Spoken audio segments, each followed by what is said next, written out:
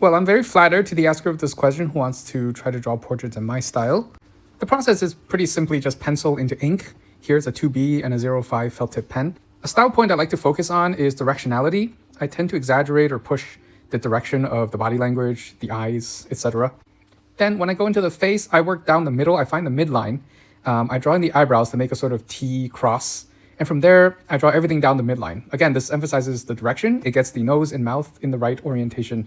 And by doing that, it makes it easier to place the eyes. I don't like to draw the eyes first. I know a lot of beginner artists like to start with the eyes.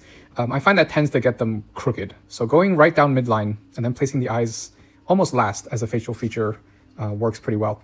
The main sketching technique I'm using, because I was trained on it, is just contour line drawing. You can practice this by doing blind contours. Notice that I don't like to lift the pencil off the paper unless it's really necessary. Usually it's not necessary, and you get nice, organic, lively lines by drawing this way. Then when I go into inking, I can ink the eyes usually first because they're already placed, so I'm not going to make a lot of proportions or positional mistakes at this point. And in terms of style, I'm always trying to find things I can push a little or exaggerate a little bit more. Again, I'm not going for photorealism. I never really liked the idea of photorealism, so I tend to exaggerate shadows or expressions. Here I'm actually being a bit tame because I'm making a video and I realized I was a bit self-conscious about how I was drawing this person. So he's a bit more stiff than I usually do. My style also emphasizes speed. This portrait in total took me less than 15 minutes.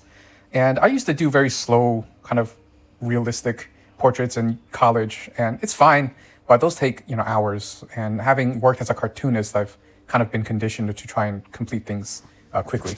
So even in ink, I try to have long fluid lines where I can. Again, I don't like the kind of short burst, hatchy, hairy kind of lines when I'm at this stage. That's fine for like shading. But the outlines and key form lines should be strong and solid and fluid.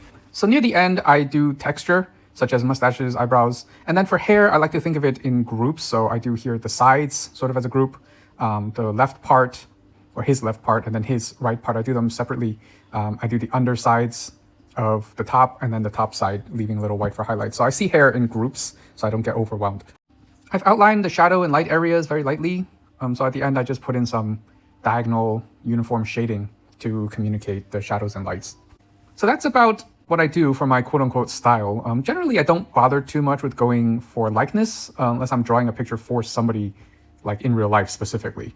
I tend not to care too much. It should just look kind of like, I really use the reference to kind of ground my shapes and lines and also as a launch board for stylizing. So in summary, I'd say the three key areas are directionality, clean line work,